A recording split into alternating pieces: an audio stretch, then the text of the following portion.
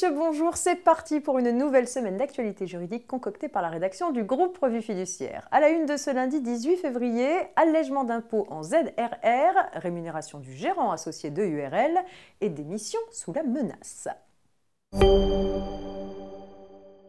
On ouvre donc ce JT avec des précisions relatives aux allègements d'impôts en ZRR. Jusqu'au 31 décembre 2020, les entreprises créées ou reprises dans des zones de revitalisation rurale, les ZRR, peuvent sous certaines conditions revendiquer une exonération temporaire d'impôt sur les bénéfices. Les professions libérales, comme les entreprises, peuvent en bénéficier, sont en revanche exclues de ce régime de faveur les entreprises créées dans le cadre d'une extension d'activité préexistante.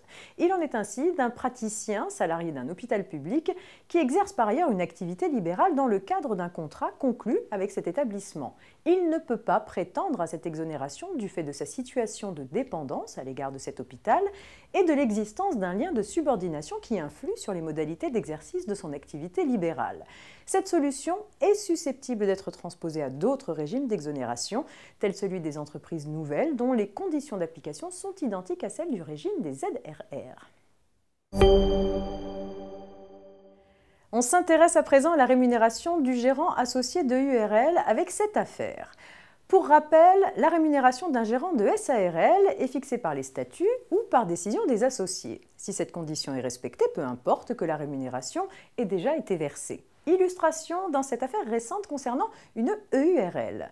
Les faits étaient les suivants. Le gérant associé d'une EURL cède toutes ses parts et démissionne de son mandat. La société lui demande alors de lui rembourser les rémunérations qu'il a perçues au cours des 5 derniers exercices. Elle prétend que ces rémunérations sont irrégulières, qu'elles auraient dû être fixées par décision des associés avant de lui être versées, et de plus, sur les 2 derniers exercices précédant la cession, la décision de l'associé unique de l'EURL fixant sa rémunération de gérant n'a pas été répertoriée comme il se doit dans le registre prévu par la loi. La société perd son procès. L'associé unique a bien approuvé ses rémunérations de gérant après la clôture de chaque exercice. Dès lors, peu importe que cette formalité ait été accomplie après le versement des dites rémunérations. Et concernant les 2 derniers exercices, la société parfaitement au courant de la perception des rémunérations ne pouvait reprocher à l'ancien associé unique l'absence de mention au registre. Ce dernier ayant cédé ses parts et démissionné, il avait perdu la maîtrise des assemblées générales et était donc dans l'incapacité de faire respecter cette formalité. En conséquence, l'ancien gérant de l'EURL n'a rien eu à rembourser. Et on termine avec une petite histoire de démission sous la menace. Confondue alors qu'elle quittait le supermarché dans lequel elle travaillait avec des produits alimentaires volés, une salariée avait reconnu les faits par écrit et démissionné après que le directeur l'eût isolée dans une pièce et menacé d'appeler les gendarmes.